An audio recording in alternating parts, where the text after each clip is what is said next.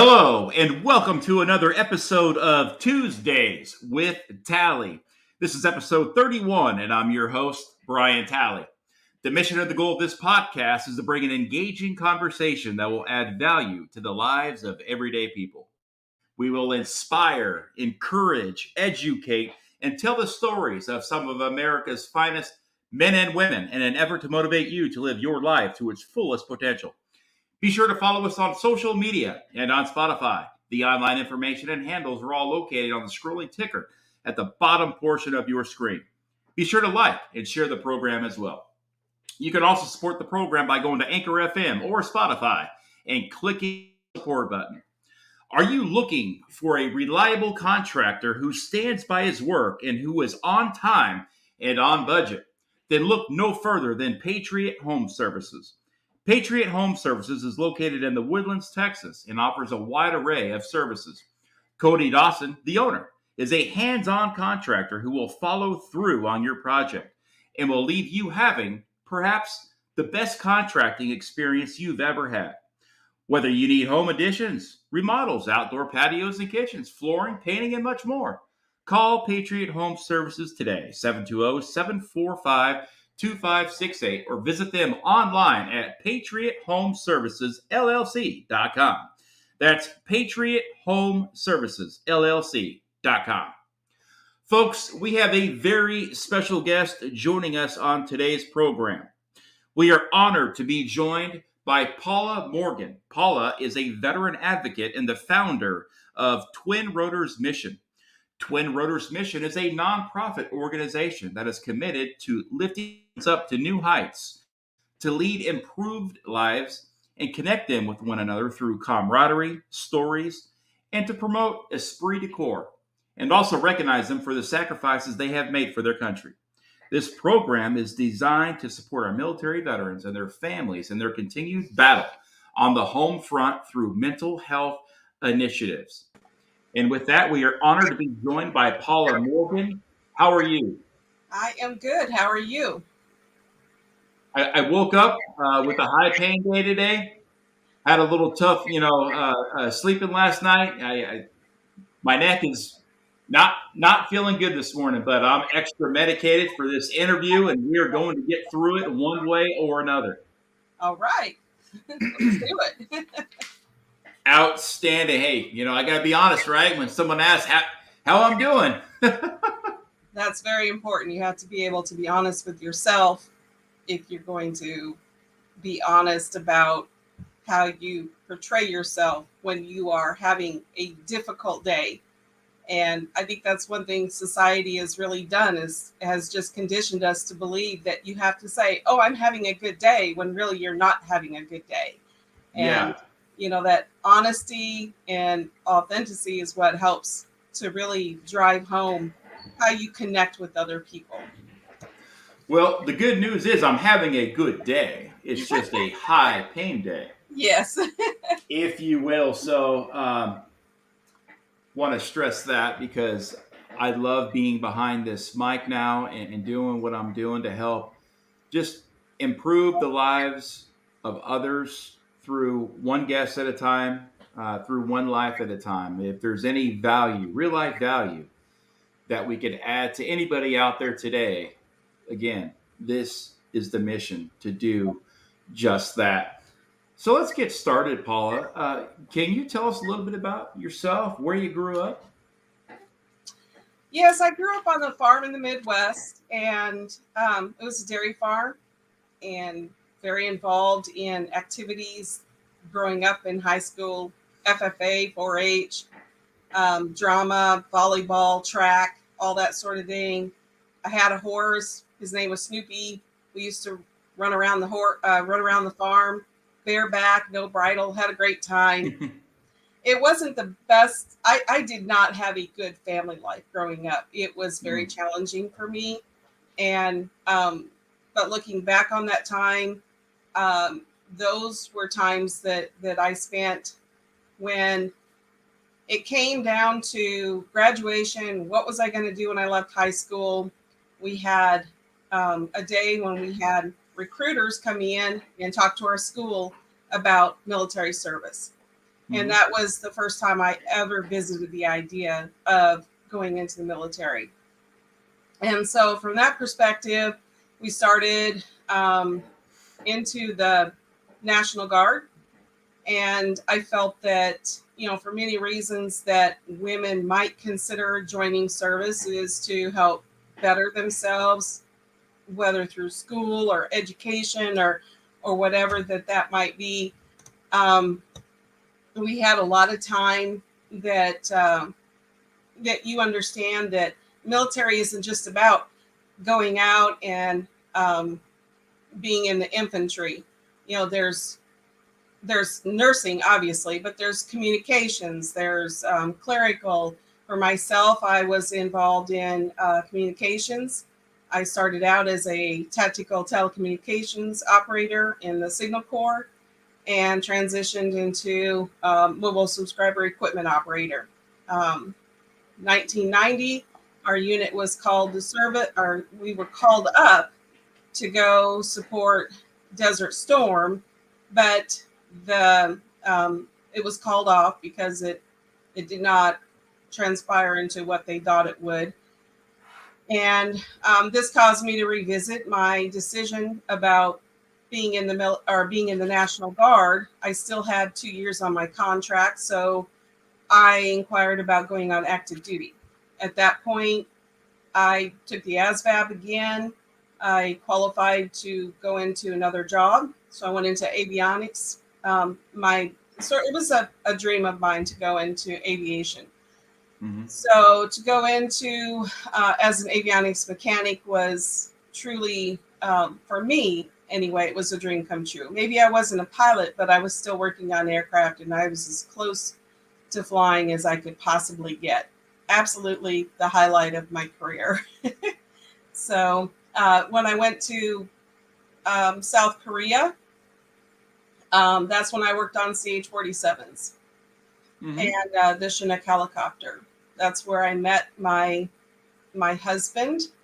We did not marry at that time. We married later.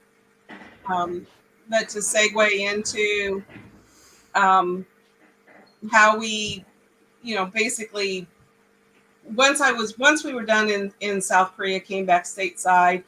I served in Fort Polk and Fort Hood, Texas.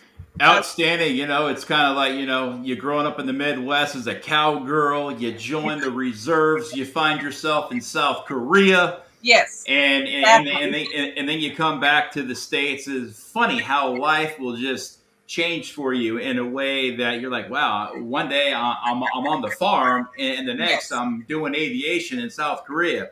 Yes. So it's always what you make of it. We can always jump in the fire, get out the sidelines and do something with our lives. And that's exactly what you did. And ultimately ended up leaving the small town to serve our country. Yes. Now, when you get back to the United States, when you get back stateside, you would talk about that you were stationed at a couple of other bases, Fort Polk, and I think, is it Fort Hood? Fort Hood. Mm-hmm. Yeah. Tell me a little bit about that. So Fort Polk, I was stationed in a Apache attack helicopter unit. My position there was as an avionics mechanic as well. At this point in the military, they were transitioning to where avionics folks were actually training to work a specific aircraft. So unlike myself, where I was cross-trained to work on Blackhawks, Chinooks, I worked on the old UH-1Hs.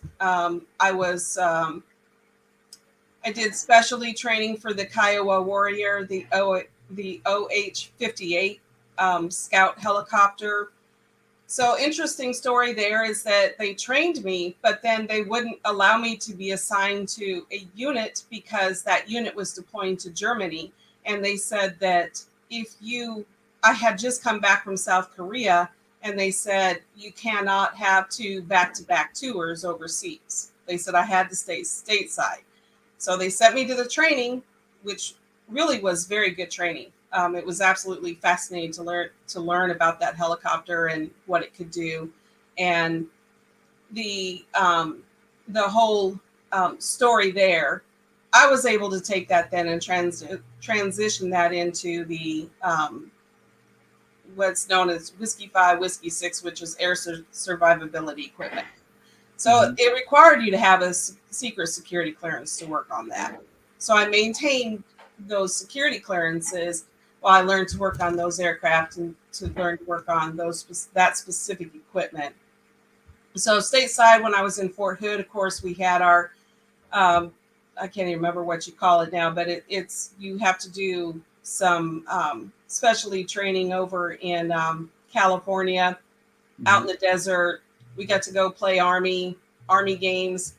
And so because we were basically still considered peacetime veterans, we still had to train. We still had to meet the standard. We still had to be able to do our jobs the way that we did them. And so I served, total time was 8 years, only counted for 6 years active duty. And I did reach a point, though, where medically I had injured myself. I had hurt my ankle pretty bad and it wasn't healing. I had surgery. It still wasn't healing. And it's when I sat down and had a heart-to-heart with my commander in the Black Hawk unit that I was serving in at that time. And this was right around the same time that Black Hawk Down happened.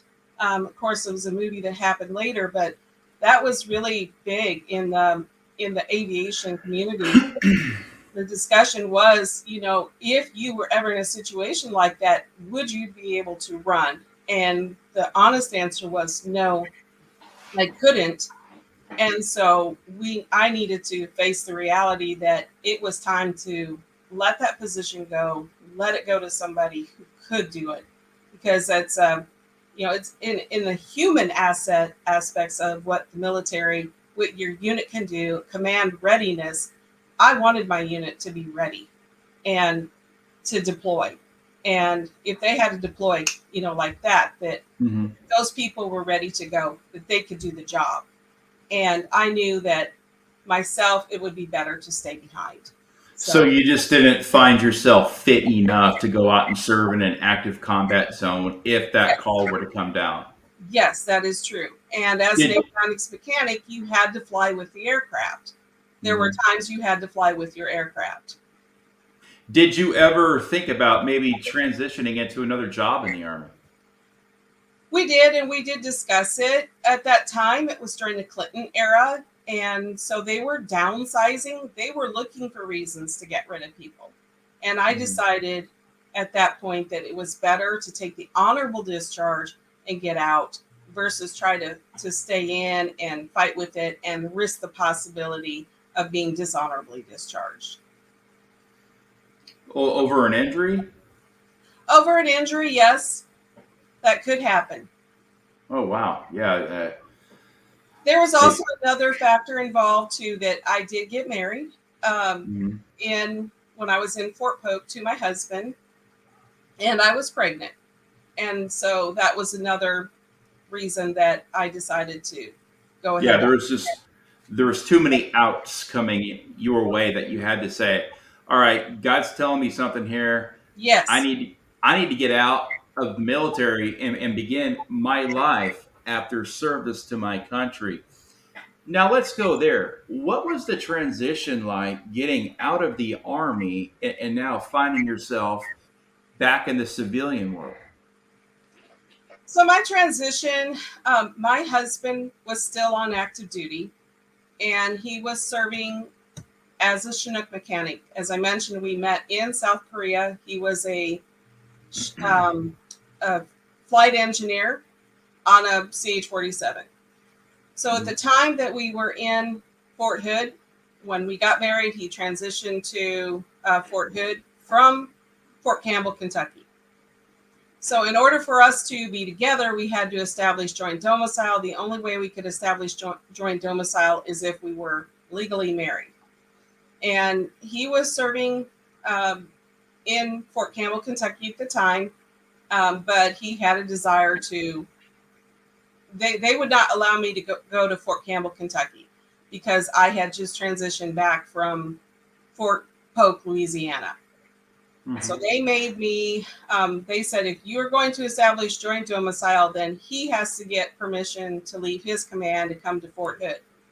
So that's what he did. He came to Fort Hood. He was assigned to a Chinook unit in Fort Hood. He served there. During that time, he went to PLDC. Interesting note here, while he was in PLDC, there was an aircraft that he was working on before he went in. That aircraft was being flown and it had mechanical failure. It went down and all 5 people were killed. And so we think on that, and the fact that if he had not been in PLDC, he likely would have been on that aircraft. Can you explain what PLDC is? Primary Leadership Development Camp. It's a requirement to become an NCO. So my husband and I both had it. Army has what they call CAP scores. And so you have to be able, or cutoff scores. So you have to exceed the cutoff in order to get promoted. So he and I were both specialists at that point in time, E4 specialists. We were both right underneath the cutoff score, which was another factor that played into my decision to get out of the military, because I wasn't going to be promoted anytime soon. And so, but I was promotable. So I don't want to miss this here, because I think what you said here is very, very, very important. You had mentioned that your husband was working on an aircraft that ultimately went down.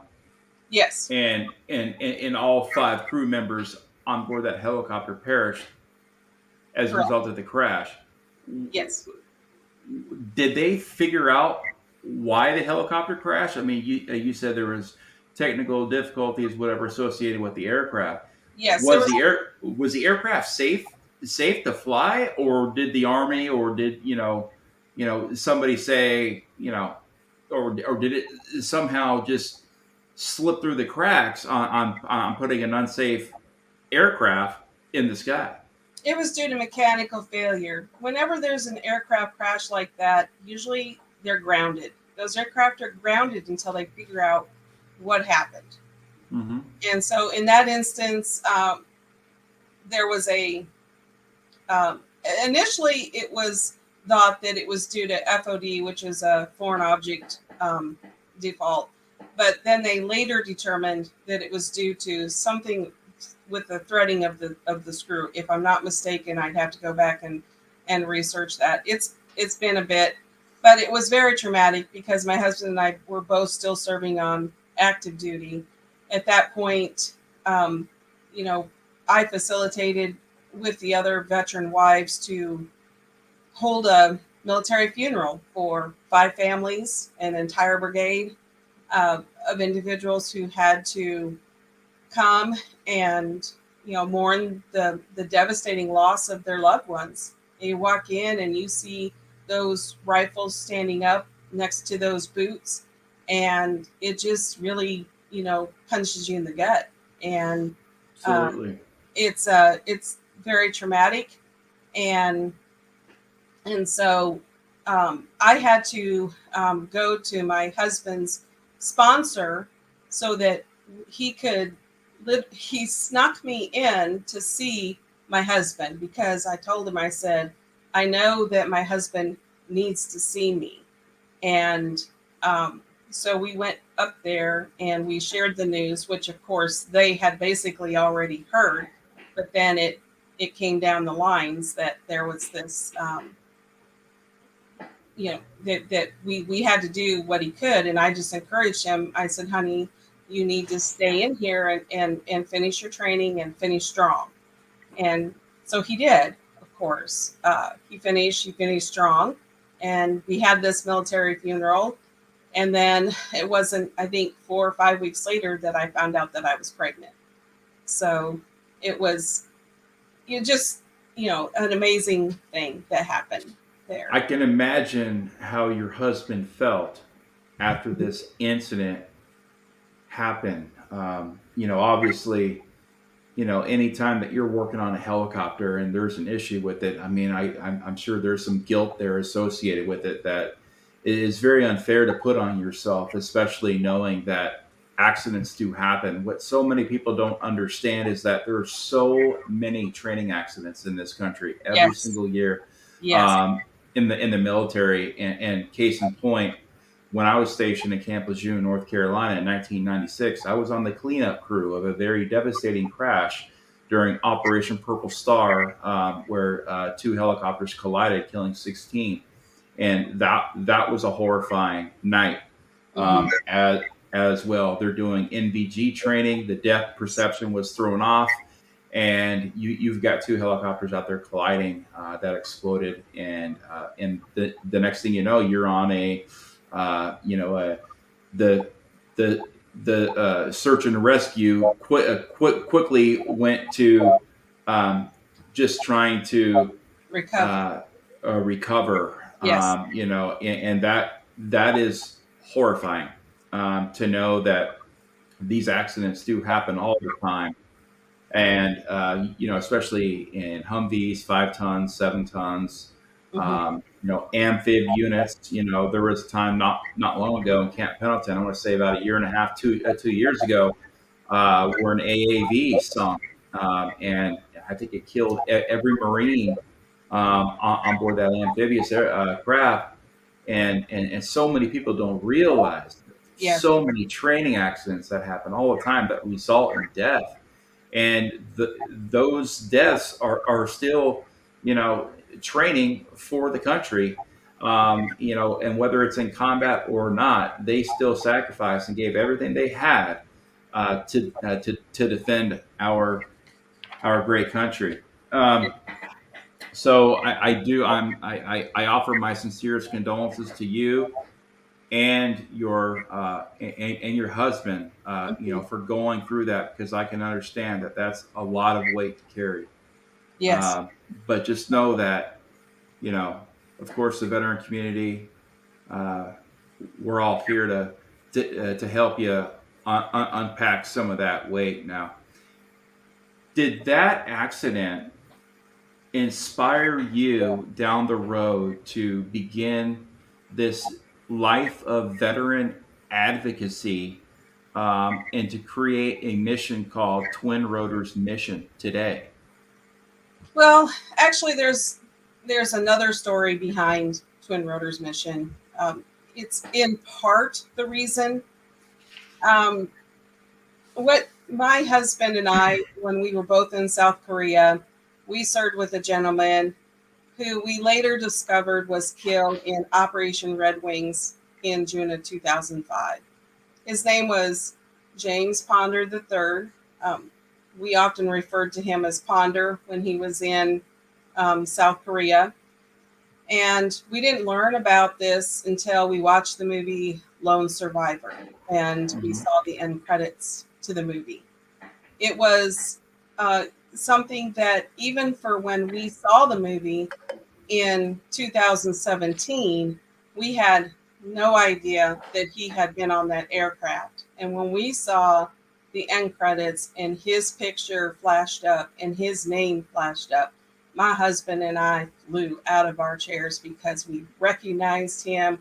We had no idea that he had been on that aircraft. And so the story behind that is that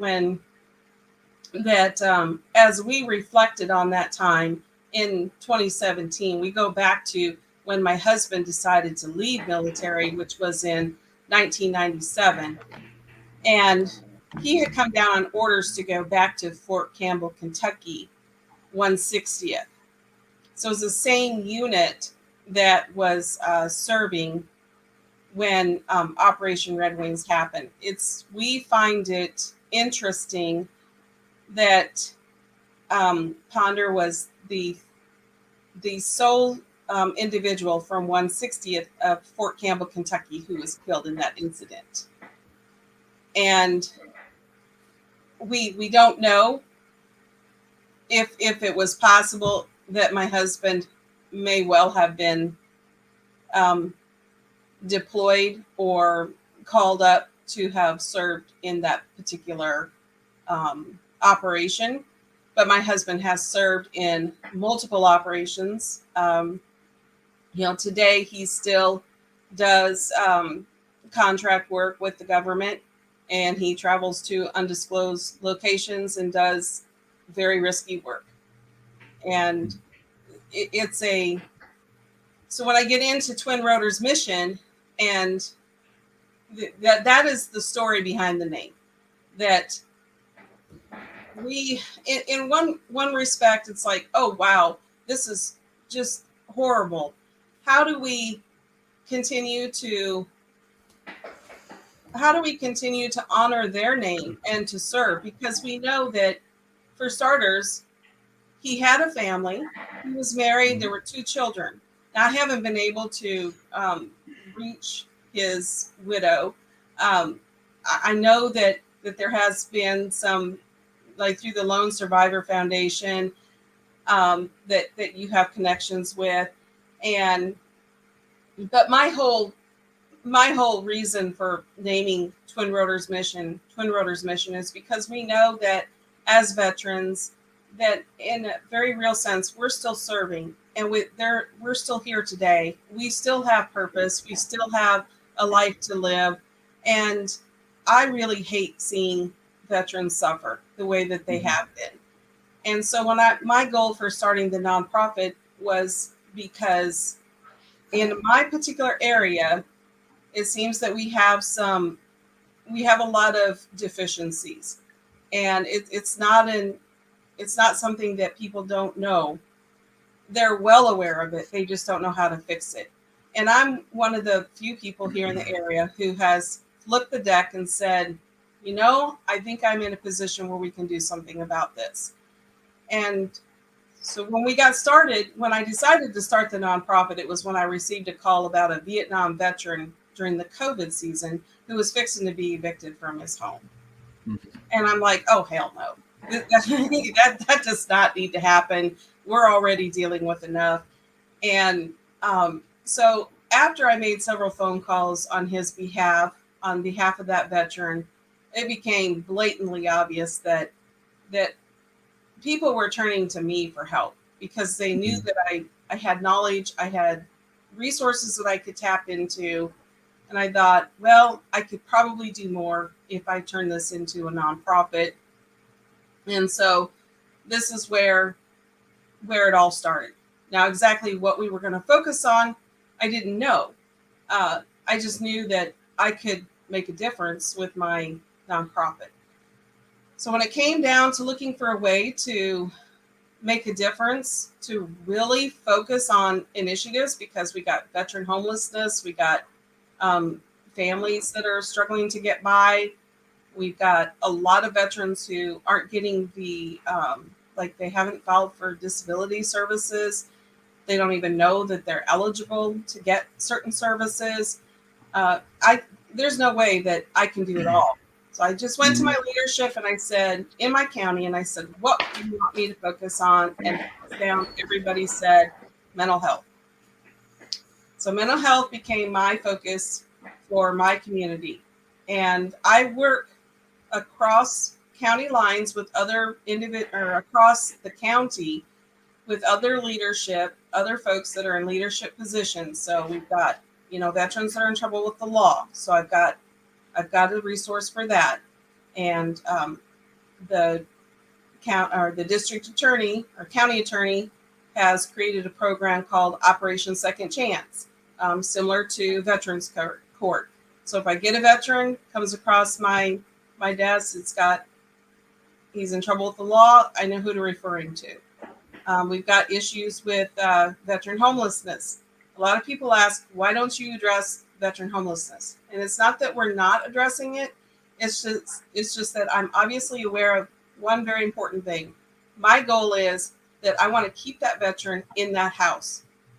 Anything I can do to keep that veteran in that house is going to be my number one goal, because I know that my return for success as far as avoiding the veteran from being put out onto the street has a higher success rate of rehabilitation over a veteran who gets put out onto the street. It is more difficult to rehabilitate a veteran who gets put out onto the street. So I put my money and my resources where I can put the quickest return on the investment. So when it comes to mental health, the quickest return on the investment was with horses. I tapped into my local community. I went down and talked to the Greenville Mental Health Clinic. Dr. Ruth has a very she's very highly respected here in the community, especially by our law enforcement. She's often called on to help with law cases or with cases that they need feedback on mental health. And she has the equine assisted therapy. Now, she'd already been doing it with other groups like drug addiction groups, rehabilitative services, that sort of thing. So we just added the veterans program to it.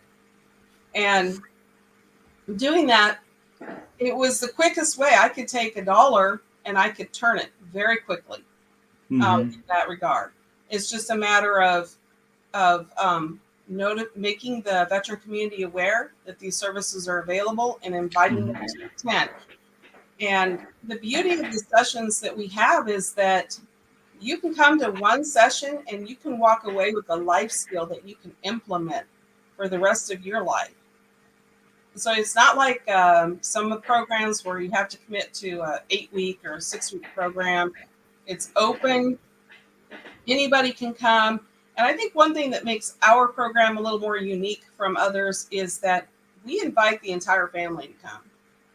So if some young children aren't going to benefit as much, but so they typically don't. We usually ask them to be at least 12 years of age.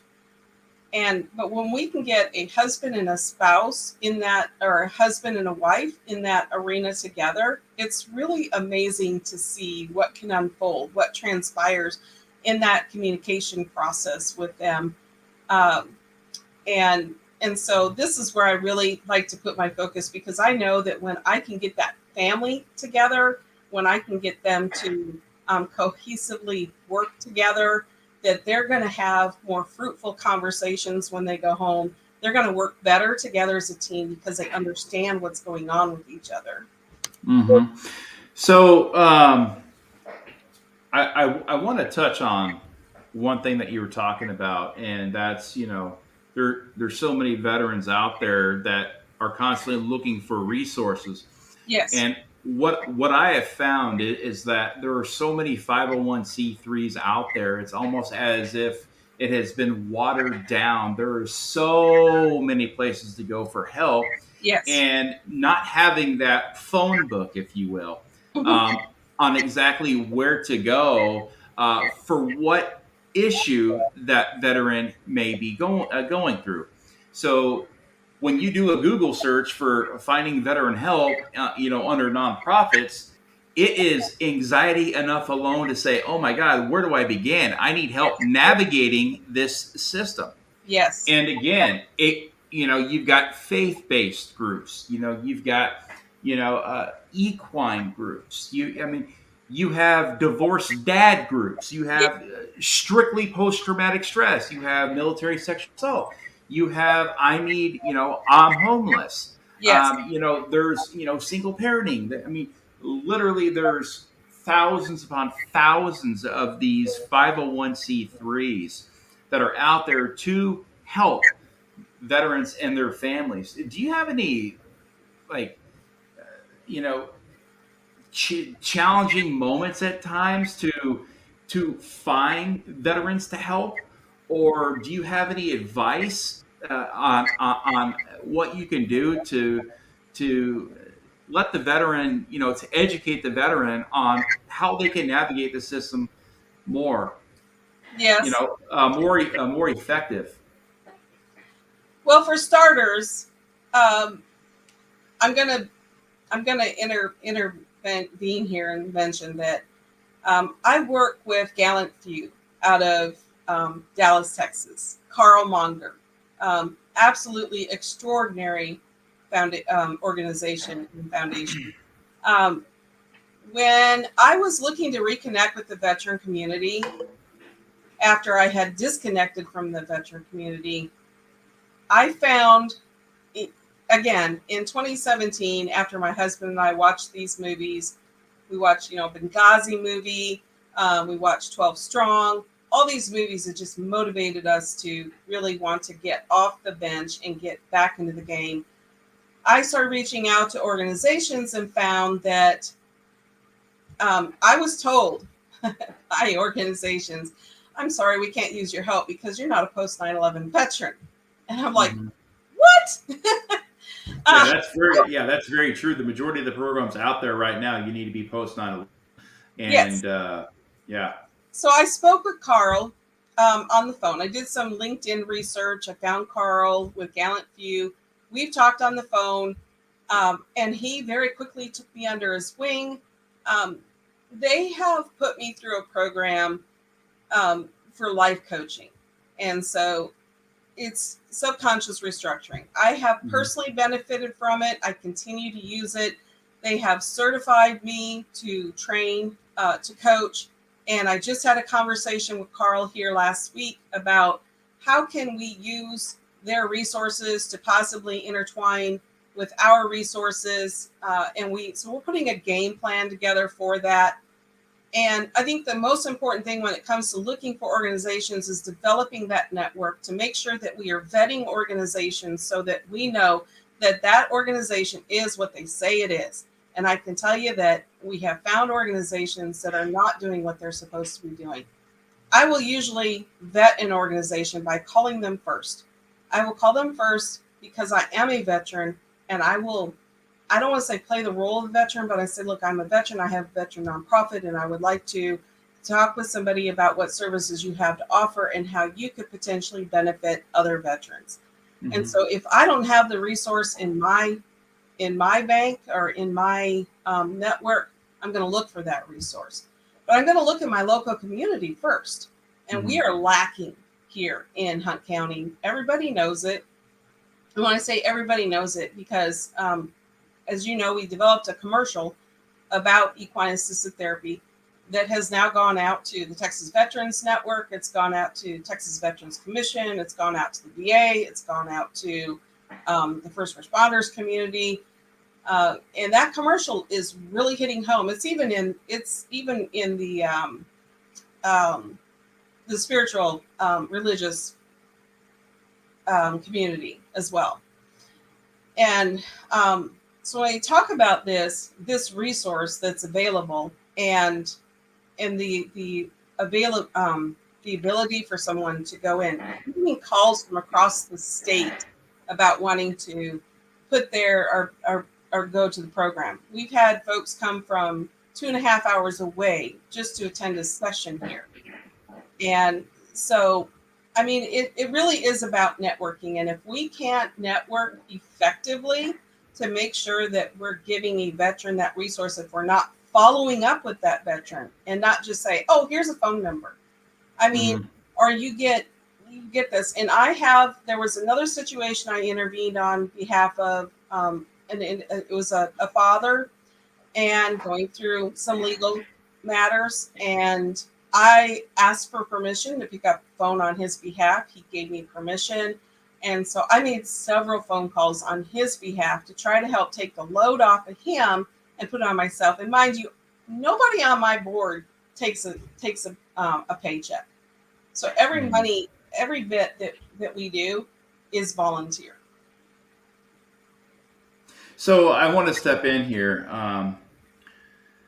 Like you said, vetting these nonprofit veteran organizations to build your book of business, if you will, to help put that Bible together, to help put that phone book together, yes, of good resources that you already know that are out for the good of the veteran community that you can give to your people if you can't handle that. And I think that's great of you to do that, because that requires a lot of work. I'm talking probably months and months and months and months and months of nothing but calls and emails and return calls and you Yes. know, sometimes lack of communication, sometimes no communication at all. Sometimes you got to just keep trying until you can finally build that bridge there between you and who you're trying to send help to. Right. I do know that things are changing. We do have good news that a lot of these veteran organizations have began to drop that post 9/11 clause Yes. that was in there. Because I mean, let's face it, a lot of these organizations started after you know the first or the second Iraq War, post 9/11, and then into Afghanistan. So a lot of these were created just for Iraq and Afghanistan veterans, and so I completely understand why they had that clause in there. But now that clause is starting to get dropped, and it's kind of Yes. open to the veteran community. Now, I think it's great that what you did is you found something by going back to your Midwest roots as a young cowgirl working Yes. with horses. So, Yeah. isn't it funny how life always circles back to us? You've gone full circle Yes.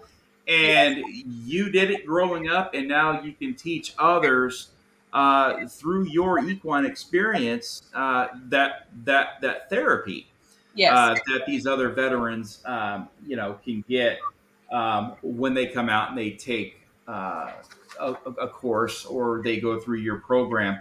Now, I want to talk about what exactly it is that you do at Twin Rotors Mission. I want you to describe a day in the life of Paula when you have veterans on your farm,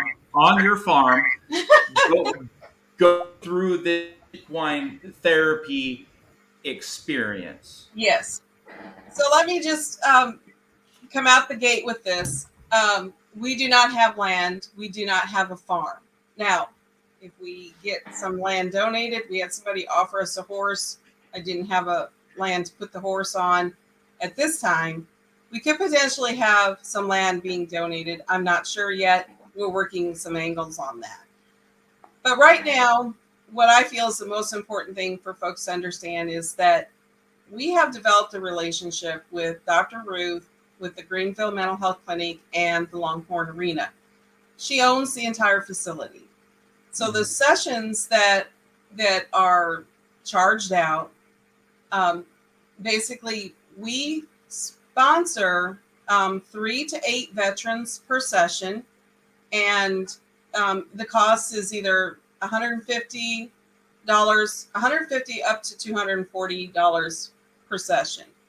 And they've actually been very consistent in we've held that $150 margin pretty much. So what does a day look like for me? Well, right now we are very boots on the ground. We're finding social media is not working well to reach our veteran community. And so I'm having to go out into the community and educate them on what we're doing. So unfortunately, something that happened in this community that I have learned is that there was a veteran organization that came in. They had raised thousands of dollars, and then that organization left and never delivered the services that they promised. And I said, oh, hell no. I said, not on my watch. I said, this is not going to happen on my watch. And so as I have worked so hard to earn the trust of those in my community, and you talk about prayer. I mean, I prayed. It's like, Lord, just help me to understand why people are so resistant about giving. What is the stigma that is holding people back? And so people have a lot of preconceived ideas. Like not too long ago, I was wearing a T-shirt from Run Ranger Run from when I participated in one of their fundraisers. And this guy just snowballed me with all these questions like, are you a veteran? And are you a ranger? And is that some big organization that you have to pay all kinds of money to? And so I just I was a little taken back for starters, but I did manage to pull myself together, put a smile on my face, and I said, I am an Army veteran. I am not a ranger, and this is a great organization that helps veterans. And no, you do not have to pay dues to be part of this organization. So I'm finding that I really have to get out and present to my community. That said, I know that my presentations are coming across well. I'm getting a very positive feedback. We are getting more sponsorships coming on board once I have an opportunity to get in front of their board, get in front of their group, and give the presentation. In fact, yesterday I gave a presentation on 9/11 out at the it's called the Lone Star Cowboy Church and Arena. And so this is an organization that has a nonprofit that we are looking to potentially partner with to extend on some of our equine services. We recently brought a gentleman on our board who has extensive equine background, and more so than I do. And in that regard, we needed that expertise, we needed that experience on our team so that we can continue to expand in those areas. I mean, honestly, I think what a lot of people don't understand when it comes to the equine experience is that what horses can teach us about ourselves when we are working with that horse. And because there's a lot that we can learn about ourselves when working with horses. Animals at large, most people understand, that you have your service and your service dogs, service cats. There's a lot of money that goes into, average cost for a service dog, minimum $40,000 to train I'm not kidding, $40,000 to train a dog to be your service animal. And so that's what goes on behind the scenes when we're looking at how can we best invest our dollars so that we are helping veterans up front. And so we're putting pen to paper right now to figure out, what kind of a budget do we need if we were to expand to maybe a horse working farm or a healing farm or something along those lines. What would it take to get that done? And, so I'm working with the commissioners here in the county right now. We're putting some ideas together, trying to figure out what the best fit is going to be in that situation. So, some of our goals and our strategies, we're taking measures. We had to take measures to protect our name. We had to file for trademark because, equine is very competitive in nature. You have to take steps to protect your property rights. That's one of the reasons that our partnership with the Longhorn Arena is so vital, because she's had, we've had to talk about how other individuals have come in and basically stolen their ideas and tried to create their own or put it into their own business. It's been that has been a real challenge as well, that we've had to earn her respect. So as we look to expand our equine services, we're looking to just enhance it. And we're titling it under what we call creative therapies.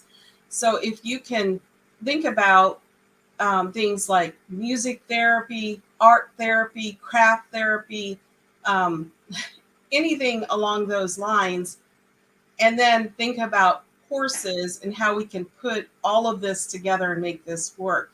What makes our program unique in working with Dr. Ruth is that they're licensed professionals. They're licensed mental health professionals, so they have the edge on that. And so what we would be looking at doing is more of a life coaching approach in working with horses. So we have, for those who have more specific needs, mental health wise, this is also where we get a lot of our support and our funding from, because a lot of I haven't applied for grants yet. There are certain rules that have to be in play before you can apply for a grant. We started our nonprofit officially January 2nd, 2021. There's some rules that you have to be in existence for a certain amount of time before they'll even consider you for a grant. And so I'm working with other individuals to bring in funds to help fund our nonprofit and what we're doing so far.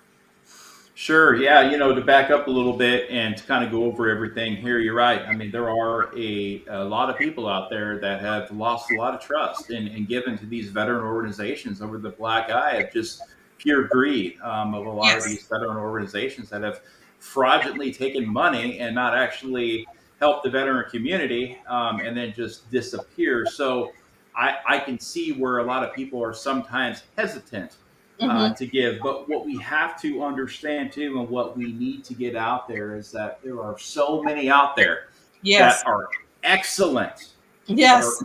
excellent, and that they are there to serve the veteran community and to give back to the veteran community. And we can't also forget, folks, this is not a competition. If Right. you have an honorable veteran organization, Yes. you should allow other honorable veteran organizations to do their mission, because their mission is just as important to your mission. It's not about I need we're not competing here. The mission is to help improve the lives of veterans, Yes. to help reduce the veteran side, to give veterans purpose and reinvent themselves through passion and through learning techniques. And that's another thing I see. There's so many of these organizations that are competing and competing and competing. It's like, guys, we're all in this together. That's There's right. 20, we have 20.2 million American veterans out there. We Yeah. have plenty of veterans that can help, support all these other organizations and to keep donations coming in.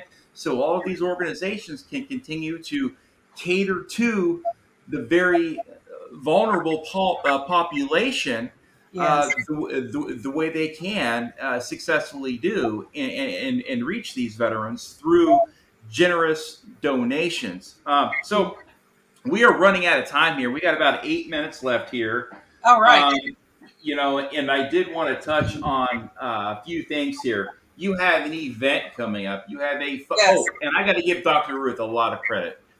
That's very honorable, that you have such a good relationship with somebody that can help give up some of her time and resources in that farm, that ranch, to get veterans out there, Hmm. to do the actual work itself, Yes. and the therapy itself. So that is truly honorable, what she has done. I know it's probably been a very uh, great blessing that has been put on you, and that's how Yes. you know that you're doing it for all the right reasons, and God is standing there with you and saying, Hmm. I'm going to hold your hand and we're going to do this together. So Yes. I think that's awesome. So anyways, you have a big fundraiser coming up very soon, October the 22nd, Yes. at Caddo Creek Event Venue and Music Hall. Folks, that is in Greenville, Texas. Yes. Uh, can you explain exactly what this fundraiser will be all about, who you're going to have there, and the type of events that you're going to have available for everybody that shows up? Absolutely. So we're bringing in Adam Martin with Blackbird Anthem. Oh, are you Yeah. serious? Oh, Yes. I love that guy. Yeah. He's you did a podcast with him recently. Yeah, he's one of my favorite singers. Literally. Yes. Yeah. He is Awesome. great. And he donated the music. They donated the music that we did for that commercial. Um, yes. Why do we choose Adam Martin? Well, what I learned from Adam is that he has benefited from equine assisted psychotherapy himself. He did services through the Lone Survivor Foundation. So he's very much an advocate for equine assisted therapy. We also, because we were looking at the creative therapies, that we found that it would be a good fit, as he has shared about how music has helped him in his journey, as he's learned to use music to help him get through his PTSD. And so we're learning a lot about what music can do. And that is something that we're looking at is how can we, I know that there's other organizations out there that offer creative therapy, but again, they're not local. And so if there's one thing I know about my veteran community is that even with Dallas being just 45 miles down the road, they're not necessarily going to go there. So we're trying to work to bring these things to our local area. And why not? Because Greenville is known for their music. We have the Texan Theater, which has brought in all kinds of music artists like Elvis Presley, Dolly Parton. We've had all these folks that have come in. We're also home to a museum called Audie Murphy, who was the most decorated veteran in the military service. So we have it's home to Audie Murphy. So why not bring in these creative therapies and offer these opportunities? So Adam is a great resource in that regard. Adam and Jeremy will both be here. They're going to be talking. They're also going to be visiting, or they're also going to be singing some of their songs. And I think they're planning to go back to the drawing board, or they're going to be writing new songs. So it'll be really interesting to see how they come about. We're also bringing in, I'm working with Jessica Lynch to bring her in. We're working as we bring these folks in because they haven't had an opportunity to experience equine therapy or to experience equine sessions. We've set up a time where they'll be able to interact with the horses and at least experience what it's like to work with them. The mental health professionals are going to talk them through a session. And so part of what we're paying for or paying it forward is to help people understand this is what one session can do for you. And we're bringing them in. Of course, I talked to you about coming and you wasn't able to because you're going to be in San Antonio speaking. San Antonio speaking at a NADOA event for I think it's for the oil and gas industry. I'll be the keynote speaker there. So I mean, or else I would have been there for I sure. wanted you to be my MC, but I would have absolutely have loved to do that. That would have been a tremendous blessing for me right there. I love to speak. I love to get up and make things happen, if you will. But folks, you have heard it from Paula herself. Make plans today to join her and, the real cost of freedom. We will link that a website here right now at twinrotorsmission.org to get more information. And you also heard it from herself. They're going to have special guests like Adam Martin and Jeremy Chestnut of Blackbird Anthem. If you have not heard them sing yet, this is a band that you will not want to miss. These guys are the real deal. They're putting out real, good, genuine, down-home music. We'll have them boots stomping, and you'll be out there dancing and having a grand old time.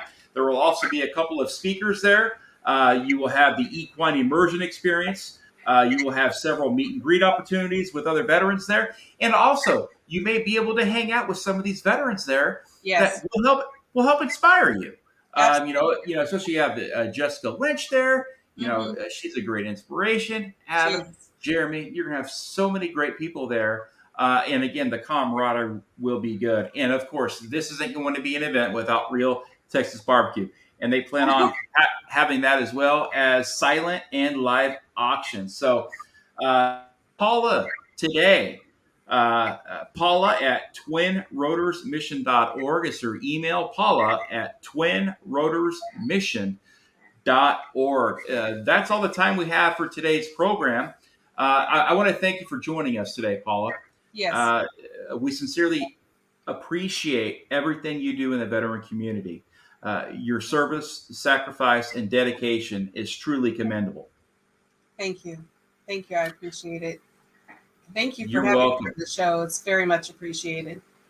And you're very welcome. Until next time, for Tuesdays with Tally. This is Brian Tally. Good night, Semper Fi, and God bless.